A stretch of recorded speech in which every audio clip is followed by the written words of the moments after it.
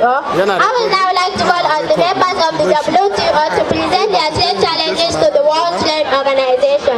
I hereby call on the Minister of Finance from Nigeria, a person of Khadija Lawan Muhammad.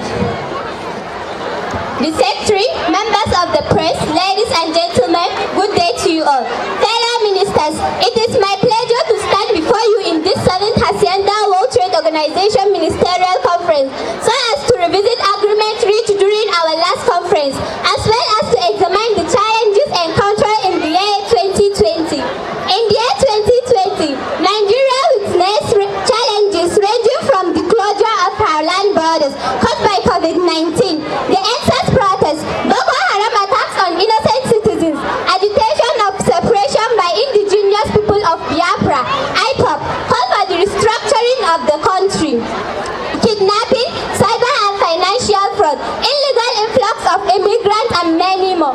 My dear colleagues, attending this ministerial summit, my speech will not be complete without asking the superpower nations and the Western countries the following question. 1.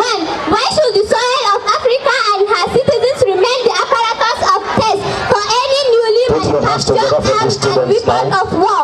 2. Why our markets should remain the last destination of hard drugs, counterfeit drugs, and substandard goods? 3. Why London, Paris, and other capital cities of West remain the paradise of rebels in the name of asylum? 4. Moreover, why should their financial houses and banks remain the safe havens of Africa's money looters?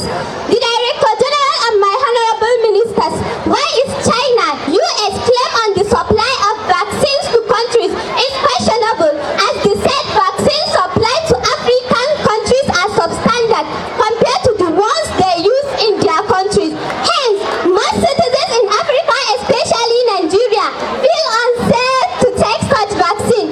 Most goods coming into Nigeria, especially consumable goods like food, are quite substandard, leading to disastrous health conditions within the country. Just as known, America and China are very fond of exporting expired consumable goods like rice, apple, etc. into the country. This has led to disruption of the country, allowing cancer to become predominant. This same, China and US export electrical appliances that are with less quality, unlike the ones they use. We have experienced fire outbreak due to these fake electrical appliances. It is also observed that America and China are quite crafty and unrealistic in terms of their dealings with Africa, especially Nigeria. I challenge you, my fellow Africans, sit right up. Furthermore, Africa's country, Nigeria in particular, is urging the WTO to exercise fair play by giving equal rights to nations without special regard as to the larger economy at the expense of others. Similarly, the position of Nigeria as the largest economy in Africa presents humble opportunity to potential investors to invest their capital in Nigeria's oil and gas sector. At this point, I wish WTO community safe journey to your different countries. Thank you all. In person of Ahmed Saleh. Impact of COVID-19 on the United States economy in the year 2020 is yet to be fully estimated, as 9.4 million jobs were lost within 4 months.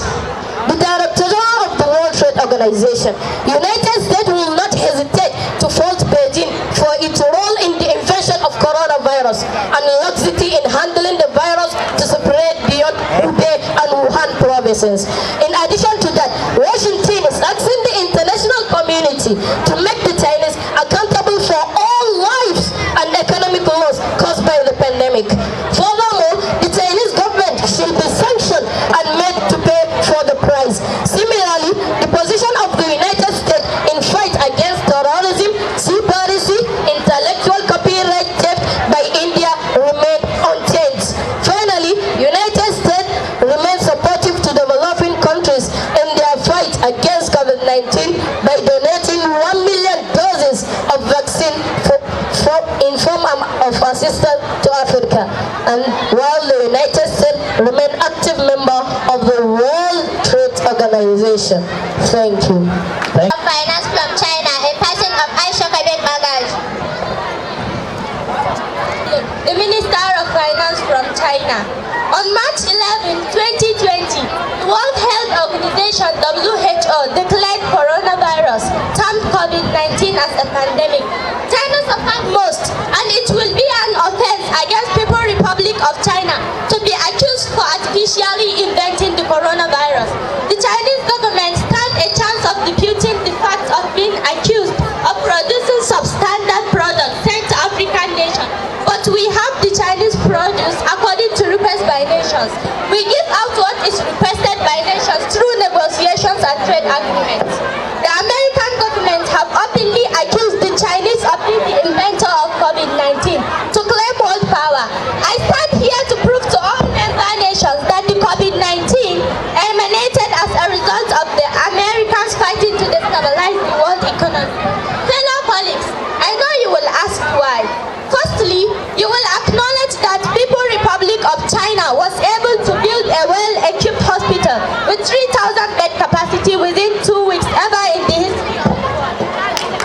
Millions of vaccines were developed and produced by the Chinese scientists within 10 days in all efforts to fight against the virus. Chinese government shut down flights and train travels through its provinces during the period. Health services are reviewed to comply with COVID-19 guidelines. Hello, ministers. Despite all this effort put in place by the administration of President Xi Jinping, United States, France, and other Western allies continue to frown on Beijing.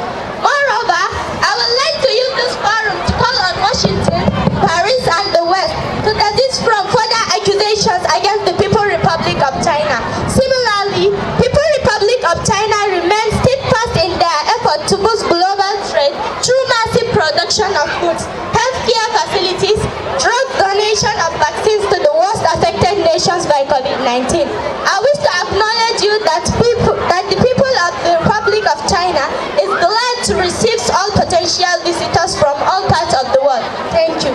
Next from Sudan, in person of Hasiyanda.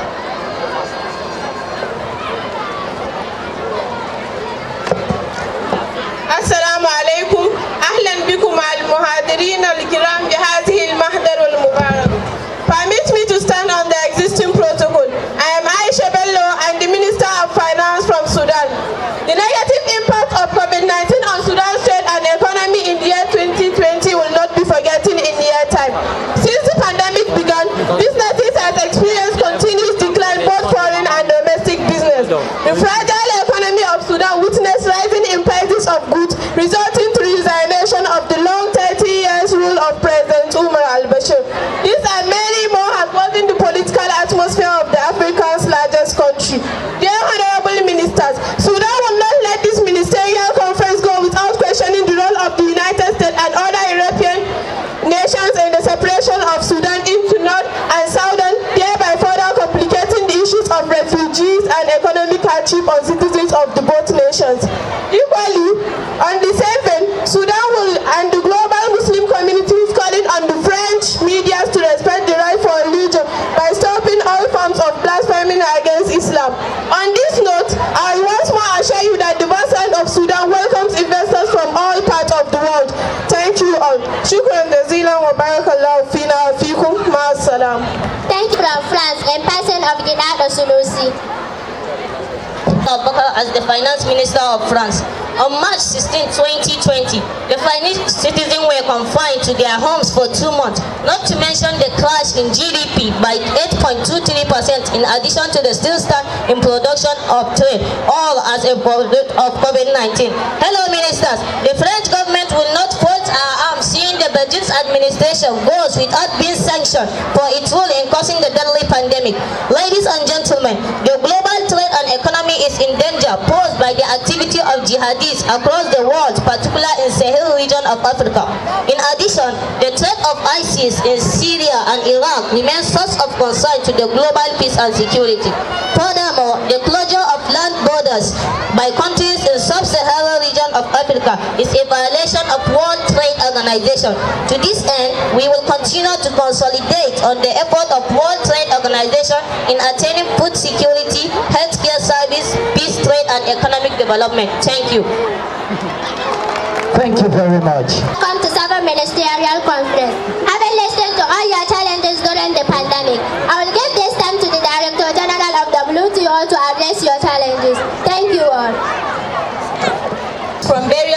nations, it is agreed that the year 2020 has been a challenging year, ranging from the effect of COVID-19 on trade, Washington versus Beijing tussle for power, terrorism in sub-Saharan and Horn of Africa. The influx of immigrants from war-devastated nations is a source of concern as global food security is threatened. Ladies and gentlemen, despite the entire shortcomings highlighted by delegates, the efforts on these countries will not go unappreciated. To mention a few, such as the United States, China, India, France, and Sudan. At this juncture, as globalization continues to integrate the world, the WTO is urging nations to open borders without breaking agreements reached.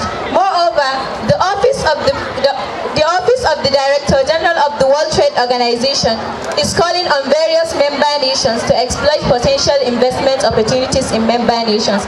I wish.